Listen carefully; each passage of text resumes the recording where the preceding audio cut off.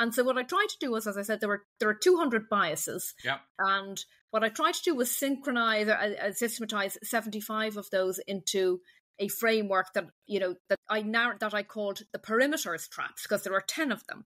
And that's a mnemonic that symbolizes, how we think in a bounded manner, or how narrowly we think. So each of these traps has 6 or 7 of these predictable biases that advisors might be aware of. And each of those, of course, is a source of misinformation. So even if I just run through them really quickly. So P is for the power-based traps. And that's when you're involved, when you're pursuing power or authority or status or recognition, or you're just following the advice of, as we were talking about, or authorities or experts. Then you've got ego-based.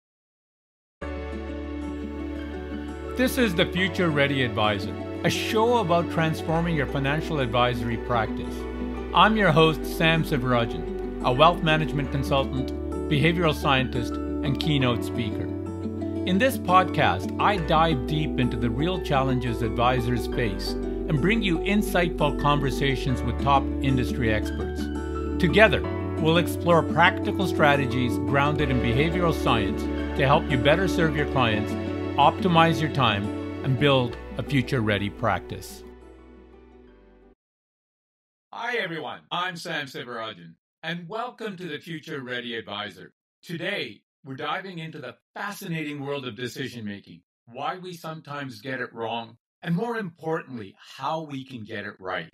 Today, my guest is Nuala Walsh, a behavioral scientist, accomplished executive, and author of How to Make Smarter Decisions in a Noisy World. With a career spanning finance, strategy, and psychology, she has advised Fortune 500 companies, elite athletes, and even human rights agencies on decision-making and risk perception. She's here to help us uncover the blind spots and deaf spots that trip us up, how to listen strategically, and what financial advisors can do to help their clients and themselves make better choices. Nuala, welcome to the show. Thanks very much, Sam. Great to be here. It's a pleasure to have you, and I think this is a particularly timely episode as we're dealing with lots of things that are happening in the world that I think are demanding better, well thought out decisions. So I'm looking forward to our conversation and tips you may have, as I'm sure is our audience. Terrific. Now, you've had a fascinating career spanning finance, behavioral science, and decision-making research. I'm curious what led you to write,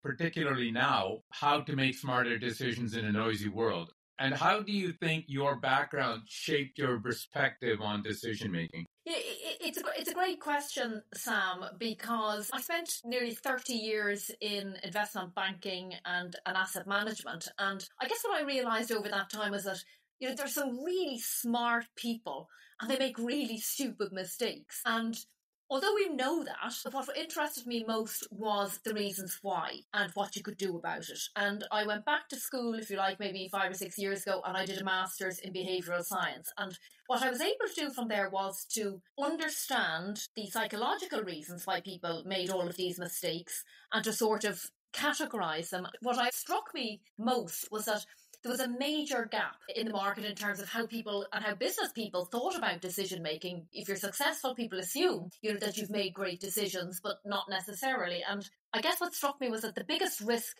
that I thought that people faced wasn't necessarily what we talk about all the time, economic, political, or even climate risk, but it was human decision risk and the failure to hear who and what really matters. And in today's world, as you just mentioned, despite all of the advances of the 21st century, the odds really are stacked against good decision making.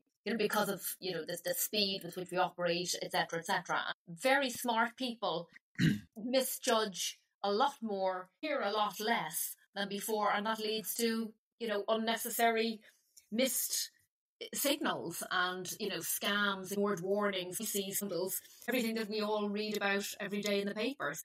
For me, it was about trying to give people a tool, a framework, to think a little bit differently about these predictable errors that people make and just to make it easier not to get it wrong. It's a great point. And as you were talking, it occurred to me that when you say that there are very successful people that make decisions and have good outcomes, there is a human tendency to assume that because you did X and the outcome is what you wanted, that one caused the other. And there's a whole bunch of factors that could occur that are outside of your control that might have led to the desired outcome. And we don't necessarily think about that. And the problem is, as you say, that we live in a society where we celebrate success and we assume that success is a natural result. We ignore or sweep under the rug failures, where I think there's a lot of lessons to be learned on failures, because it might not necessarily be that the decision-making process was wrong. Just factors outside of your control cause the outcome to be something other than you wanted. And as you say that, Sam, I'm thinking of three different biases all at the same time. I'm thinking the first one you talked about was, we assume that it's a good decision because it's a good outcome, and of course that's outcome bias. It's like if you go through a traffic light, is that a good decision or a bad decision? Well, if you reach your destination, you're going to say it's a great decision, but if you knock someone down, it was a bad decision. So it's the same in the sales team. How do you get to your end result? How do you get those sales? Are you cutting corners? You're cutting safety measures? And we know all about the ethical scandals that many companies have entered. And then you talk about it's the false attribution effect. So successful people, think that, well, they credit themselves with these really smart decisions rather than these external factors. And then, of course, you're right into overconfidence. And I think there's a real illusion of invulnerability when you reach the top. So you see it, whether it's politicians, CEOs of companies, presidents. They think that because they've got so far, they'll never fall. And right. There are so many examples of people who've just fallen off the wagon, even though they've been incredibly successful for errors of their own doing, or other people have helped bring them down. It's a huge area, and one that doesn't always get enough attention in business, ironically. Or politics, to your point. And I think we see perhaps some poster childs of decision-making that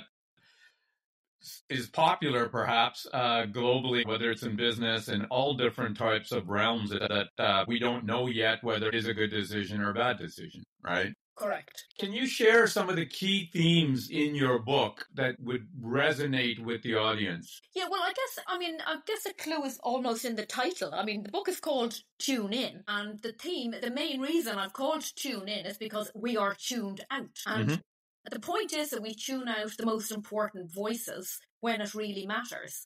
And, tuning out the most important voices is a huge source of misinformation. But when you learn to actually tune in, it's a source of opportunity. And by the right voices, you could talk about anything from, the voice of conscience, which is obviously a voice of common sense.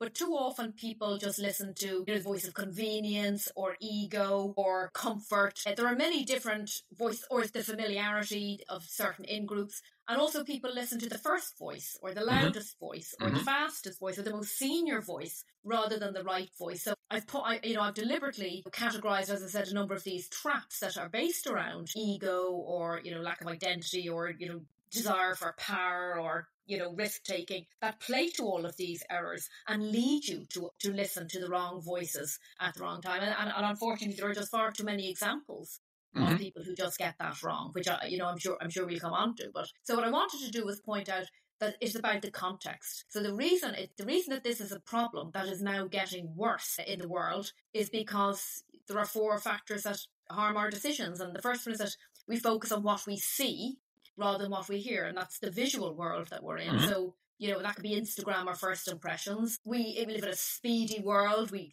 need to slow down, but we don't. It's a fast-paced, frantic lifestyle. It's data-driven, of course, and this excessive data is so overwhelming that people are struggling to see what's right and what isn't. And then, the fact that we live in a polarized world impacts how we think, and we think in a binary way. Things are right or wrong, or good or bad. Etc. So when we think in this binary way, which it causes us to be narrower in our thinking, and in business, as you well know, people overweight the logical. They don't think about psychology, and they don't think about what's psychological, is what some people say. So there are 200 biases, and of course you're not going to learn all of them or know all of them, but at least appreciating some of them is a step to reinterpreting what you hear or what you don't hear, and avoiding this very predictable rush to misjudgment in this speedy world in which we live in. And I know a lot of my clients at the moment find that these traps are predictable, but when you at least pay attention to them, you have a far greater probability of avoiding this predictable error. Wow, I love everything that you've just said. And as you were talking, there was two things that struck me. I think your emphasis on the auditory instead of the visual, because we are in a very visual world. And I think what you're talking about strikes me, this is the invisible gorilla experiment, where for our audience who's not aware of it, this is an experiment where they had people watch a video of people passing around a basketball and count the number of times the basketball was passed. In the middle of the experiment, somebody in a gorilla suit walked across the court and beating its chest. And the real finding of this research was that over 50% of people missed the gorilla because they were focused on counting the basketball. And they turned it as inattentional blindness. And I think what you're talking about, Nuala, is sort of an equivalent, inattentional deafness, that we're not paying attention to other signs for all of the things that you talked about, whether it's the loudest voice, whether it's somebody in your group or in group or not. And I think that's a very important point, that we need to kind of not just focus on the visual cues, but the auditory cues as well. The other thing that you said, which really, really struck me, is that the idea that this binary mindset that I think we all have, and this really resonates with me because in business, but I would say even for my audience, special advisors in the financial and wealth management space, too many clients and perhaps a lot of advisors have this very binary view of what success is. So if you have a target return of, for example, of 10% a year, success is, did you get 10%, and failure is anything, less than 10%. But I would say most people that are saving for retirement or other things, knowing that there's a whole host of forces at play, if you got 8% in a particular year, that doesn't necessarily mean it's failure. It's just, it's a different outcome than you expected, and you have to adapt your plan slightly. But I think we face a lot of danger in taking perhaps undue risk if we have a very narrow binary sense of success and our actions. I think that's absolutely right. And you are right. It is absolutely a case of inattentional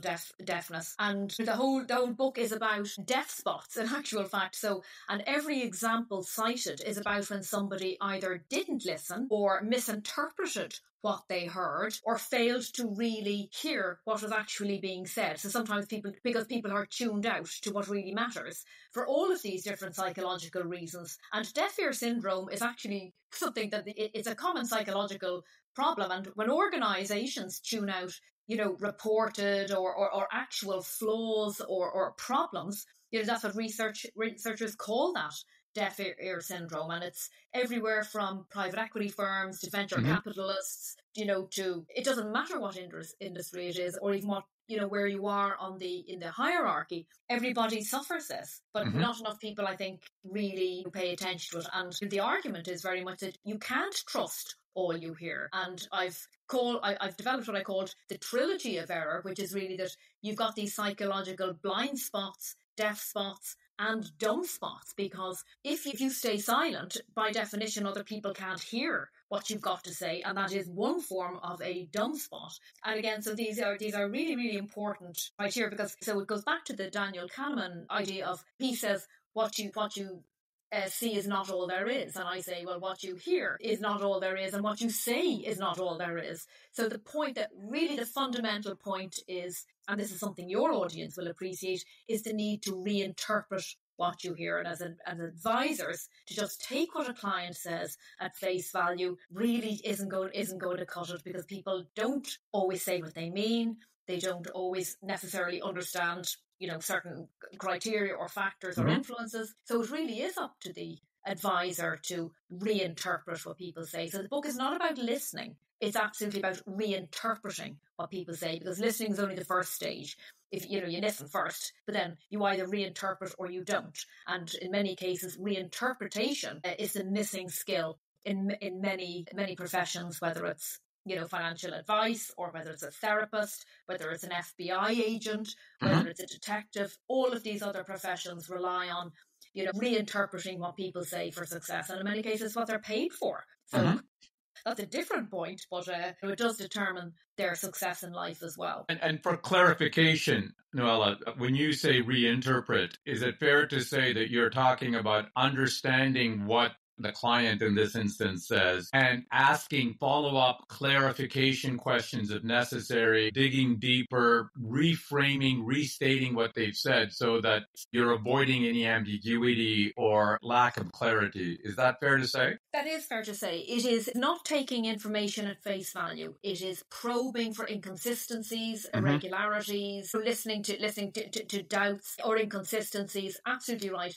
It's just going down to a second or third level order of detail, rather than just taking it at that superficial level, or and asking those follow-up questions. Yeah, it's interesting as you say it, and I can totally see this applying in almost all walks of life, in daily life. I note more and more that people use terms, and it could be common terms, and I think there is an assumption that there is a shared understanding of what those terms mean. And it's struck me in many recent conversations that there actually isn't that shared understanding of what a term means. So when you're talking about not just listening passively, reinterpreting and probing for inconsistencies, part of it might be to make sure that you're actually using terms like risk or return or volatility or whatever in making sure that you have a shared understanding of what you mean by those terms. I think that's a really good point, because in many cases people are blinded by euphemisms and acronyms and everything else, and there is that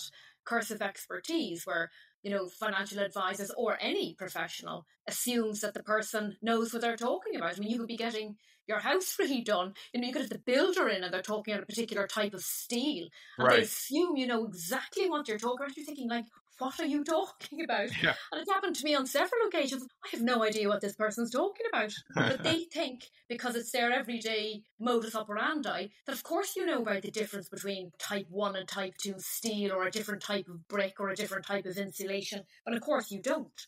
Right. So it is really important not to, and the other problem is, of course, that you assume that people are experts. So in many cases, you might be working with a lawyer or a doctor, and you think, well, they know their industry, and in many cases they do. But certainly in my world, I have found, to my detriment at times, that in actual fact you should never take the expert always at their word. That you do need to check, you do need to probe, you do need to sometimes get a second opinion when it comes to certain things, depending on the consequentiality of the information and the advice that you're seeking. So this almost glorification of experts, I think is a mistake as well, particularly when other people's lives are at stake, and when you hold power and other people's lives and livelihoods are influenced by your decisions. I think there's a moral responsibility to get decisions right, and to not just get it wrong and whoops, sorry about that, because people pay too high a price for your mistakes at times. Totally agree with that. I've always believed that there is training and experience required. I mean, expertise is something that is gained through training and experience, etc., and there is value in that. That being said, it doesn't remove the obligation of the investor, the patient, or what have you, the voter for that matter, to be empowered and to feel that they also have a vested interest in making sure that they're informed, and that they're asking questions, and that they're challenging in the right way, etc., than not just accept whatever an expert says, because they're the ones that have to live with the consequences. Now, moving back to the space of financial advice, as we know, financial advisors as experts help clients navigate complex financial choices daily. What would you say are the most common decision, call it death spots, you see in investors? And what strategies do you think that advisors might be able to use to help clients overcome them? Yeah, I think that's actually a huge question, Sam. And I'll tell you why, because the answer is too big. There are too many of them, which is a bit of a problem, which is why I tried to categorize these problems into the types of traps. So maybe if we take it in two parts. Of the first bit, what type of traps could they fall into, and then be specifically within that, are there any that are maybe more common than others? And so what I tried to do was, as I said, there are 200 biases. Yeah. And what I tried to do was systematize 75 of those into a framework that I called the perimeters traps, because there are 10 of them, and that's a mnemonic that symbolizes how we think in a bounded manner, or how narrowly we think. So each of these traps has 6 or 7 of these predictable biases that advisors might be aware of. And each of those, of course, is a source of misinformation. So even if I just run through them really quickly. So P is for the power-based traps. And that's when you're involved, when you're pursuing power or authority or status or recognition, or you're just following the advice of, as we were talking about, or authorities or experts. Then you've got ego-based traps, which I think we can all probably relate to. Refusal to consider any alternative view because of your own self-importance. You have risk-based traps, which are huge in this space. And maybe we can touch on some of those in a minute. And that it does reflect the client's appetite for sensation seeking and their intolerance of doubt or uncertainty, but that is all about the probability neglect and so many others, anchoring, etc. Then you've identity traps, and many clients, wealthy clients, it's all about their identity and their craving to, in this case, not just curate an image, but to sustain and impress others. So you have an awful lot in that area. Memory-based traps are where clients don't necessarily remember. You might say they really remember their failures, their investment failures, but there is the misinformation effect. There is, the forgetting curve, and the power of suggestion that impact people's decisions there. Ethics-based traps are probably self-evident, and you've got the rogue traders and the scammers here. The time-based traps, the temporal traps, are huge, and these involve living, in the past, the present, or the future, and this is about status quo bias, or not thinking ahead. And we know the problems that people have from an investing perspective or a retirement planning perspective here. Then E is for the emotion-based traps. Again, 27 different emotions. Pick the one, regret, wishful thinking, envy, anger, greed when it comes to investing. Then R is for relationship traps, and that's crowd relationships. And this is all about what your peers have. So in investing, it's the same thing. It's the herding mentality. It's the bandwagon effect. It's social comparison. How many yachts do you have? How many, private jets does someone else have? Never mind, can you just live within your means, or you've got a cost of living crisis in many countries now. So you've got all of these different parameters there. And then the final one, S, are the story-based traps. And this is about how easy an investor or an advisor, how willing they are to accept a narrative of fact without that analysis. And that can be, from conspiracy theories to campaigns to this stock is going to be, the stock of the future. And then you get the bull run on that. So all of these traps come together. And as I say, they are all interrelated. There is a force multiplier effect. So it's almost too easy to say, well, which ones might the advisors fall into? Because the answer is that the advisors fall into all of them, just like their clients do. But the ones that I think that maybe people can think about or look at maybe a little bit more closely are the more obvious ones. For example, overconfidence, I think, is really an easy one to grasp. But I think we all know what that one is. But it is a real problem. It is a real problem in this space. The other one is like status quo bias. People don't want to change. People like things as they are. So I've always invested, this amount, and people are unwilling to change their asset allocation strategies because they fear the future. Or you have the herding mentality, which is absolutely huge, as you know. But there are decision rules that people can put in place. But again, the question is, are we talking about the advisor or are we talking about the investor? Because the advisor can put in a wealth of different strategies for the investor, which I'm sure they do, but the actual advisor themselves, it's like anyone in any organization. How liable are they to fall into any of those traps? And the answer is they're liable to fall into each one of those. And for me, if I was an investor looking for an advisor, I would be looking for an advisor that had an advanced behavioural skill set. So sometimes the understanding of human behaviour can be just too superficial. Until they understand the psyche of their clients, and I'm sure many do or try to at least, I think that they are putting themselves at risk and also putting their clients at risk. Yeah, I love that framework. And I couldn't agree with you more that these set of traps are trying to isolate one of them is futile, because they're all probably operating simultaneously and not just for advisors and clients. I think you've seen the research that says that professionals are as susceptible to behavioral biases as lay people. There's the famous study, of course, in this space that professional fund managers, if you ask them, 90% of them believe that they're better than average, which we know is a statistical impossibility. So it's not that having professional training makes you less susceptible to biases or traps.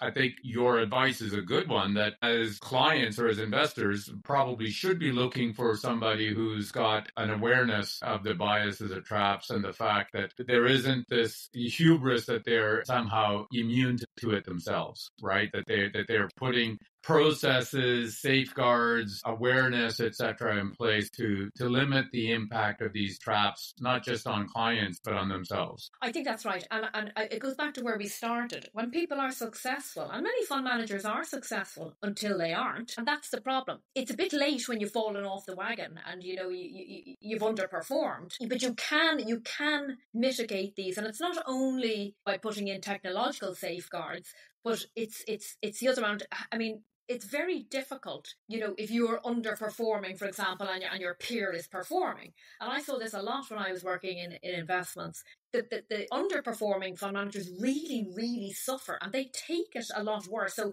to get their confidence back up again, to do well for their clients, can be very, very difficult. So that's a combination of ego bias, but it's also identity. I mean, so all of those traps, the identity traps, come into play there hugely. And there's a little bit also maybe about the relationship traps in terms of this, the social comparison. And we know that, comparison is the thief of joy. And in that world, you really do only compare yourself to your peers because it's so well rewarded as well. So, there are high stakes, not just from a client perspective, but from a personal perspective as well. And sometimes people make these decisions with the business lens rather than with a moral lens, because people become so desperate to gain the awards again and to be, the fund manager in demand. Yeah, it's an important point. And I think, as you say, if maybe I can just visit this theme a bit, you talked about the fact that we seem to associate success as achieving the right outcome when so much of that is outside of our control.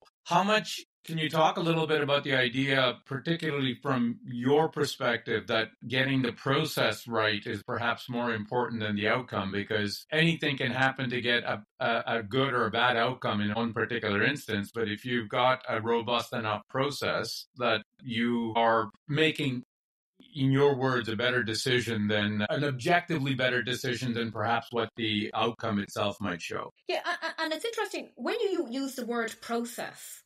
Are we talking about the investment process, which of course I wouldn't dream of opining on? So there's an investment process, and then there's a decision-making process, and sometimes you might think the two are the same thing, but they're actually not. So, and this is why I say that within any high-stakes situation, to what extent does any board really focus on upgrading their decision-making skills? And there is a study by, I think it's Dan Lavallo and one of his colleagues at Harvard, that basically say that the importance of the decision-making process is, has a multiple of 6 in terms of its impact on revenue. So again, focusing on the decision-making process, but it's very hard to say you get your decision-making process right. I'm not sure that, I think even if you were to make it as simple as, Sam, when you're making a decision, so if I was investing, which of these reasons, are any of these reasons impacting my decision? So let's just say we're on the risk-based factors, and we didn't get to talk about those, but you've got anchoring, and we know what anchoring is in terms of, relying on the first number you hear. And I've always had a 10% return, so I must have a 10% return, and anything less than that is failure. Right. And that happens in negotiations. You also have probability neglect. Well, the probability of me always getting 10% is a bit unlikely. So we neglect the probability either too high or too low with different things. So there are an awful lot of these risk-based factors that come into play as well. And then, of course, you've got sunk cost, the sunk cost fallacy. Well, I've invested this much, I might as well keep going. And that's not just for investors, but there are an awful lot of factors in that. So if you were to ask yourself as an investor or as the advisor, which of these traps are we more likely to fall into? I think you find that there were a lot more than you think, because there are 75, but if you say, well, we're most vulnerable to the risk-based traps, or certainly the ego-based traps, what is happening in here, and am I making this decision really for the best interest of my client, or is it really just about me, or I want to be seen to be the number one financial advisor and, to win the awards and get the best return. So I think when you probe the reasons as to why you're making certain decisions, that should become part of the process. And it isn't part of the process at all. Because I go back to the original argument, which is we're in a hurry. We are at a greater risk of tuning out and these right voices and the voice of conscience and everything else. But we live in it's too fast. We don't slow down. We don't slow down long enough to even think about these things, because there's always the next crisis, and there's always the next deadline, or the next client, or the next phone call, or the next meeting to go to.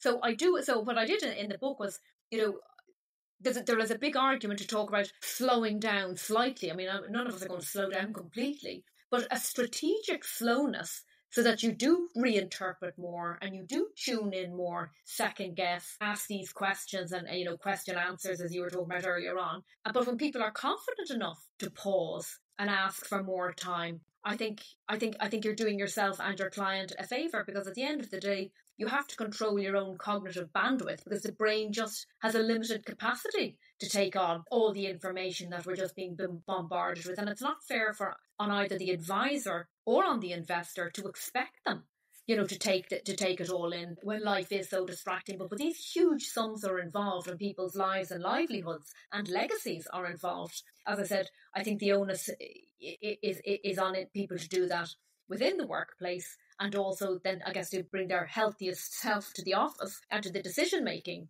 table, so that they, prioritise this deep work and set aside dedicated time for strategic thinking. And in my day, we never did it. The only time you had to think strategically was at the weekend in your spare time, or if you happened to go on an off-site. I mean, you just couldn't do it during the day. No, you're absolutely right. To your point, we live in a high-speed world. And so this process, this thinking is very important. Now, realistically, we're not going to be able to do that, and nor should we be doing that to say, do I want a latte or a cappuccino this morning? You're talking about decisions that have broader impact. To me, that strikes me that there are ways to do it, and we need to feel ourselves empowered. I mean, this is the age-old kind of take a beat kind of mindset. But one of the things that I used to do is that I get a meeting or something that has happened with a client or with a colleague, and immediately you're full of emotion and you want to draft an email or a response, and that can be very dangerous. I learned that one of the most beneficial practices that I did was that I would go and pound away at my keyboard and draft an email, and I would never have the to address filled in, and it would stay in my draft. And there was a conscious effort on my point to say that, yes, I can put my thoughts down, but it's not going out for at least 24 hours. And I think that was a very basic way of trying to slow things down, as you said. And the other thing, and I think particularly for financial advisors, we have to give ourselves permission to not answer right away. So I was a corporate lawyer early in my career, and I remember my mentor gave me a piece of advice that I thought was quite compelling. He said, people think that your job is that the client asks you something and that you're supposed to rhyme off cases or parts of the law, citing section numbers and everything else, etc. He said, that's not it at all. I think he says quite often he would tell clients, That's an interesting point. I think I know the answer to that, but I need to dig into it a little bit more. I promise to come back to you in 24 hours with an answer.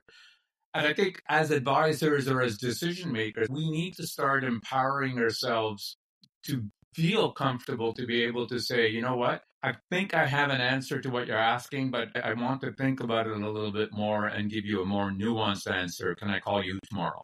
Do you know, I think that's great advice, Sam. It really is. And I think, but that requires A, maybe an element of maturity, and Yep. B, an element of confidence. And I think it's only when you feel very comfortable in your own skin that I think you will do that. Otherwise it's that rush to must answer, must look good. And, and it goes back to the ego. I feel I have to look like the smartest person in the room. So therefore I have Correct. to answer this person and justify the exorbitant fees I'm probably charging my client, for such advice. No, I think you're absolutely right. I think both of those are bang on. I think that it is maturity and experience and, learning from what not to do. But I think confidence, humility, all of those things. And this is where I love your characterization of those traps. I think ego, I think identity, all of those things play a role into it. And I think, there is no algorithm or easy way to solve this. I think probably the first part is simply being aware that these things exist and that you, along with everyone else in this world, are susceptible to it. It's a hard nut to crack, to be fair, but I think it's one that there's almost the responsibility is there for people to do it. So it's just, hopefully more people will do it rather than not. Noella, if there was one big takeaway you would want readers, listeners, I should say, and readers of your book, especially financial professionals, to remember, what would it be? It's probably just that last point that people's decisions really matter. And sometimes we don't, whatever job we hold, we don't realize how important our decision is to somebody else. Now, you might think, of course, as an advisor that, well, you know that, but the ramifications of your decision really do permeate for a long, long time, particularly for financial advisors. And so for me, I think that onus is on those people who hold power to decide responsibly, morally, and to investigate all the anomalies. And by tuning in, to the right voices and rising above that noise and understanding these traps, I think financial professionals can make much smarter decisions that lead to success all around, not just for their clients, but also for themselves, because they will stand out in their industry. They will stand out as people who understand behaviour a lot more than the average person. So go back to your earlier point, people think they're above average in everything. People think they're smarter, people think they don't have many biases. And that's because once they know about them, that they're able to control them. So I think that they will give themselves a personal advantage by just asking more questions and questioning more answers. I really like that. Really like that. Asking more questions and questioning more answers. I really like that. I think that's great. Noella, we're coming to the end of our podcast. So I have a few final rapid fire questions that I ask all my guests. So if you're ready. Okay. Number one, professionally, what is the most important lesson you've learned over the years? I'm probably not going to answer it in a straightforward way because I think the answer has changed based on whatever level I was at.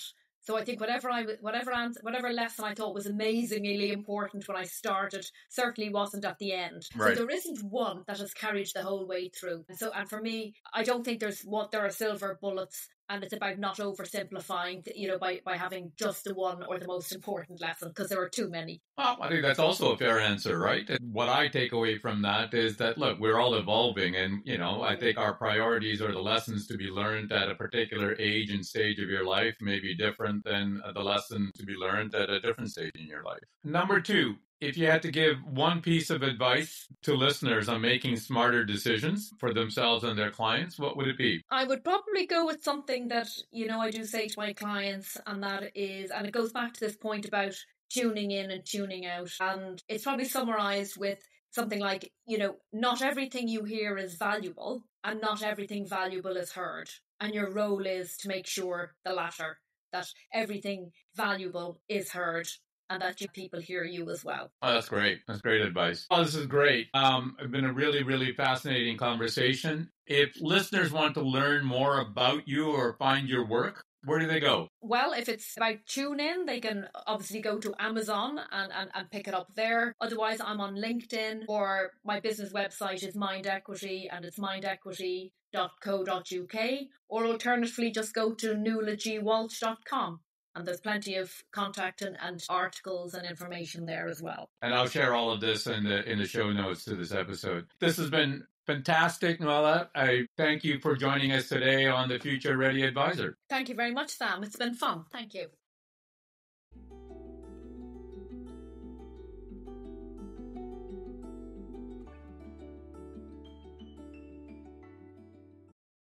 This episode of the Future Ready Advisor, I spoke with behavioral scientist and author Nuala Walsh about the hidden forces shaping our decisions and how financial advisors can help clients make smarter choices in a noisy world.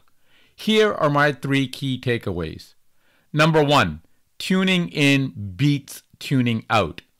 Nuala argues that in our fast-paced, data-heavy world, we often miss the most important signals.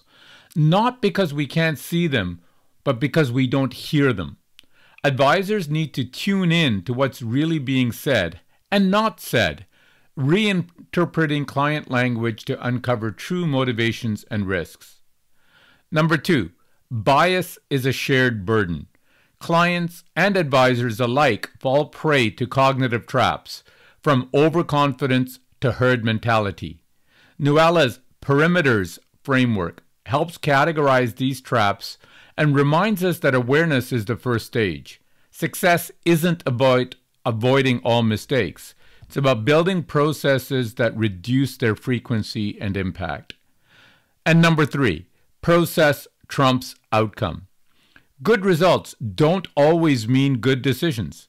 In high-stakes environments, robust decision-making processes, not gut instinct or speed, are what truly differentiates great advisors. Asking better questions, slowing down when it matters, and listening beyond the obvious can be a game changer. As Nuala put it, not everything valuable is heard. Let's change that. Thanks for tuning in to this episode of the Future Ready Advisor.